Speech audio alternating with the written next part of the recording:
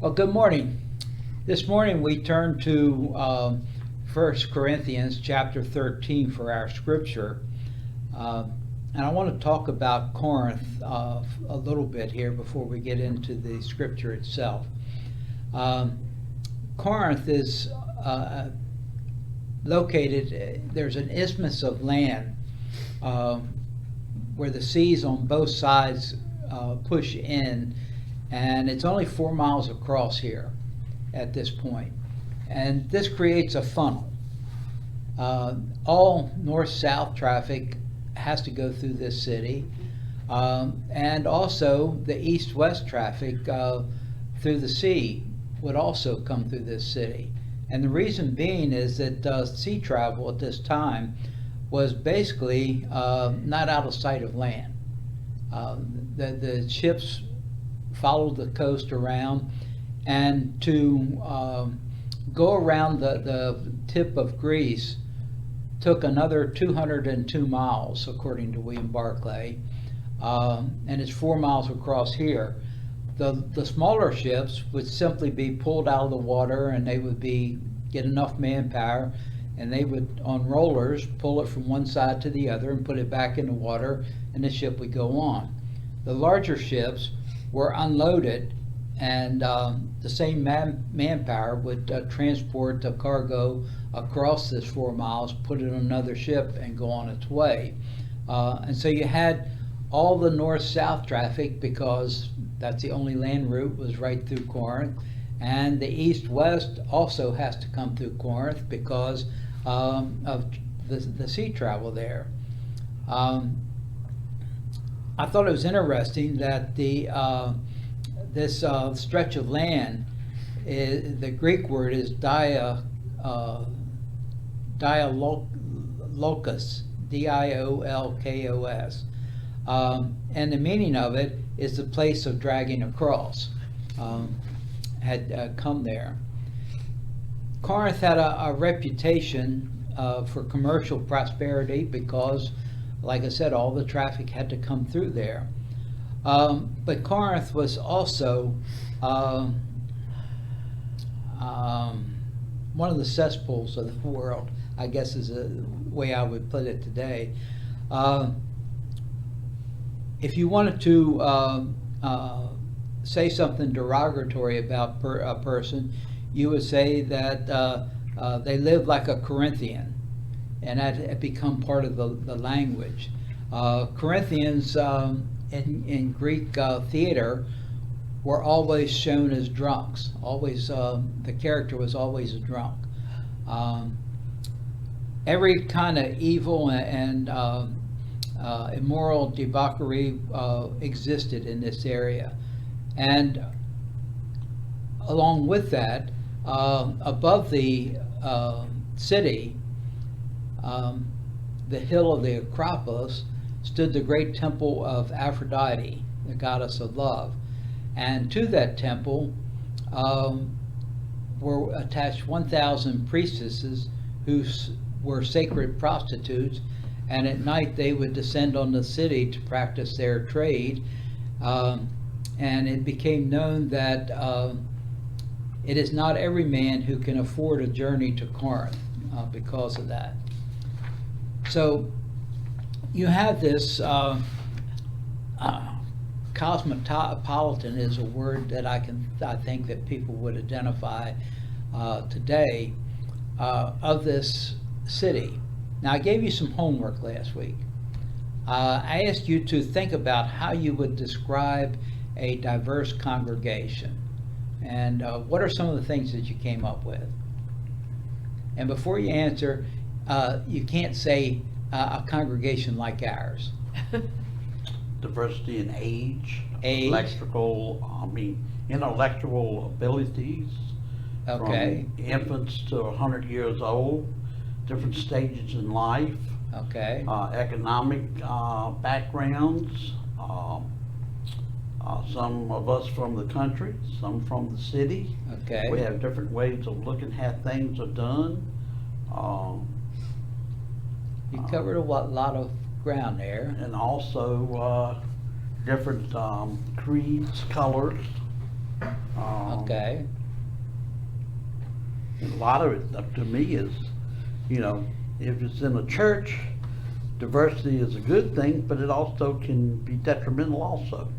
Hold that So- thought. I'll come back to that. That's what I had trouble with this week, thinking about, well, if you be diversified and you want to get something done, that's not gonna happen. But if you got birds of a feather that flock together, you might get something done, but then you're leaving out the others that you want to include, that you would like to see come over to your side, but they have a conflict with either being conservative, liberal. That's not the way we used to do it. Progressive, regressive, stay the same. It's so you have a conflict when you say diversify, because the world is diversified. God made it that way. Everything depends on everything else, and it works hand in hand. Well, man came and messed that all up. Now we have climate change. We have animals that become extinct because man has thought of a new way of doing something and created conflict in the what God has already planned, His perfect world or whatever, and everything depends on something else. So that's what diversification in my book is. It depends on something else to counterbalance it. You either have somebody that's going to hold the reins back to make you think about it, and you have somebody else who wants to jump right into it and don't even think what the consequences might be. So it's you got several ways of looking at things when you look at diversification in my book. And Susan would let me copy her homework page, but she doesn't have it out. I think you covered mine, except Well, for male, female, gay, right. straight. Gender Okay. diversity. Well, that's another one. Well, you pretty well nailed it, and you've also described the congregation at Corinth. And Anywhere, I think. well, particularly for Corinth, because you had crammed into this small area everything that you just mentioned. All of that was there in this city. The church at Corinth caused Paul a great deal of frustration, emotion. We have 2 letters in our Bible that were written to the church at Corinth. There is reference in those letters to another correspondence that we don't have. So there were, most people, academics studying this, think that there were at least 3 letters, maybe more, that Paul wrote to this city. And one of, I think this is in 2 Corinthians, he starts out by saying that I'm glad that I can't come to you right now because I couldn't control my temper. I'm paraphrasing what he said, but that's what he was saying, is that if I was there, we'd have a knockdown, drag out fight here, because he was so frustrated with them. There were a lot of issues, one of which was the way they celebrated communion. The rich people had more freedom. They would show up early, and by the time the poorer people who had to work longer showed up, then all the food had been consumed. And Paul was telling them this is not right. The first part of 1 Corinthians deals with spirituality, specifically spiritual gifts. And Paul ends the 12th chapter. He says, I want to show you a more excellent way. And Roger, you mentioned that there needed to be something else to make all of this work together. Well, Paul had in mind this something else, and he called it love. Jesus said to the greatest commandment is to love God with all your being, and the second is like that, to love each other in the same way.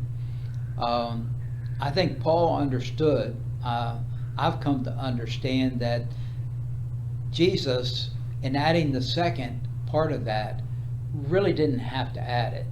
He was doing that just to draw attention that we needed to work at this, because from what I've come to understand is that as you move into that loving relationship with God, you can't help but love each other.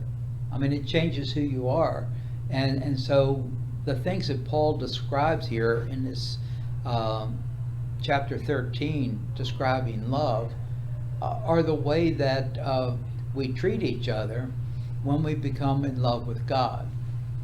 And he ends the chapter by saying that the greatest of these is love, the greatest thing there. Diversity is becoming more and more a fact of life as with the media, the instant transmission of information, of news.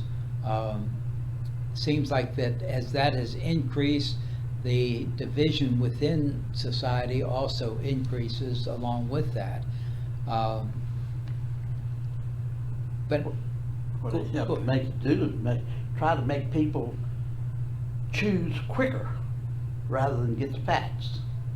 They try to play upon emotions, like on the media.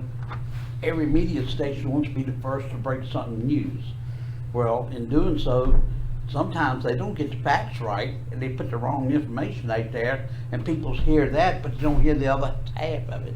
And they already made up their minds before they even get all the facts to make sure that what their final decision would be right. making up your mind without listening. Right. Playing on emotions. Yeah. Stephen Covey, who's written a lot about leadership and also dealing with division, dealing with differences of opinion. One of his books that he wrote is called The Third Opinion, The Third Way. No, The Third Way is the title of it. And in this book, he presents the idea that there is always a third alternative. You have yours, you have your idea, and if they don't dovetail together, then there's a third way somewhere in the middle there. A third way of doing the same thing or accomplishing the same goal that each of you were seeking to do, that doesn't result in the division. And he goes on by pointing out examples that there is almost always this third alternative is a better alternative. But there's a key ingredient to it. You have to listen to what Susan says, and Susan has to listen to what you say in order for that to be any idea of coming to this third alternative. And then do what Roger says.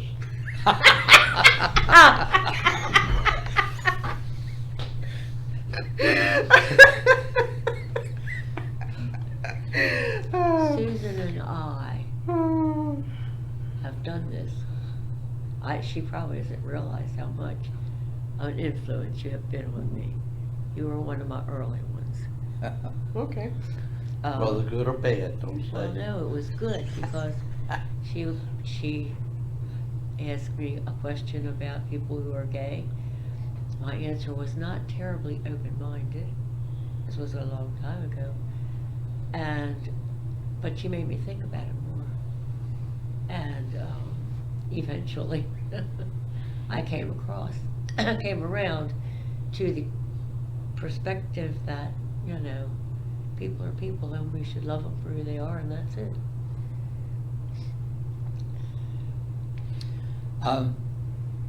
One of the things that Covey mentioned in his book, and this did not originate with him, he borrowed this from some other cultures around the world, and that's when you're having a discussion, a way of focusing on listening. And he called it the listening stick, that within the group, if there were two people, then whoever held the stick was authorized to speak, and the other person had to listen. Or hit the person who was on the other side of the table. It wasn't that big a stick. If you were in a group, then everybody had to listen to the one that was speaking.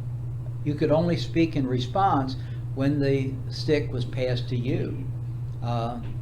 And so you couldn't talk over somebody, as you see done many times when people are trying to make their point, get their point across. But Paul says there is a more excellent way that he wants to tell us about, and that is love. And he spends this chapter describing it. Not sure where Pastor Dawn is going with this. I've enjoyed the connections that she's been making with the things from the animated world, and bringing them home to us here at Main Street. And so I look forward to hearing what she's got to say about this as she carries this on. So I'm glad that you could join us. Hope that you'll be there for us, be with us in worship later on this morning. And may God bless you.